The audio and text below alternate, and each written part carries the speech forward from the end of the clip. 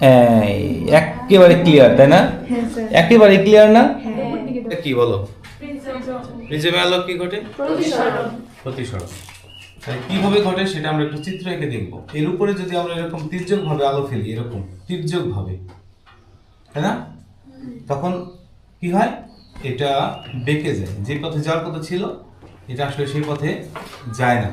কি হয়, এরকম ভাবে বেঁকে যায়, এরকম এই পথে যায় প্রিজমের ভিতর দিয়ে।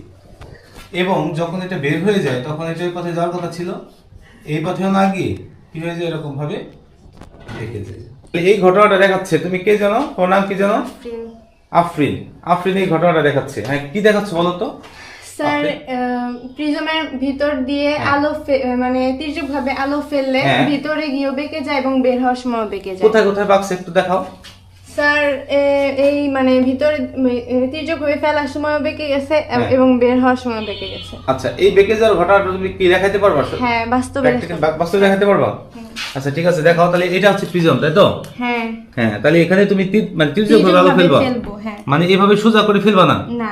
তির্যক ভাবে ফেলতে চাও, তাই তো? হ্যাঁ। আচ্ছা ঠিক আছে, ফেলো।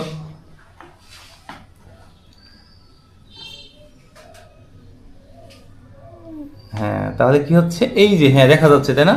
হ্যাঁ স্যার, আলোটা বেঁকে যাচ্ছে। হ্যাঁ, আসলে এটা ঘরটা অন্ধকার থাকলে ভালো হতো। এই একটু একটু লাইটটা অফ করে তো দেখি, দেখা যায় কিনা।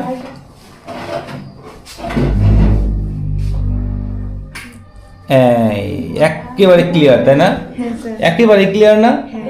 হ্যাঁ, দেখছো, এটা এই পথে যাওয়ার কথা ছিল না। না না, তির্যক ভাবে ফেলো। হ্যাঁ, গুড গুড, এই তো তির্যক ভাবে ফেলেছো, তাই না? হ্যাঁ স্যার। দেখো, এই পথে কিন্তু যাওয়ার কথা ছিল না, গিয়ে সোজা না গিয়ে এরকম ভাবে এই যে এই পথে বেঁকে সোজা গেছে। গেছে, তাই না? হ্যাঁ, সোজা আর গিয়ে যখন তারপর বের বেঁকে হয়েছে, গেছে। দেখো বের হয়েছে যখন, তখনও কিন্তু আলোক রশ্মি আরেকবার বেঁকে গেছে। বেঁকে গেছে।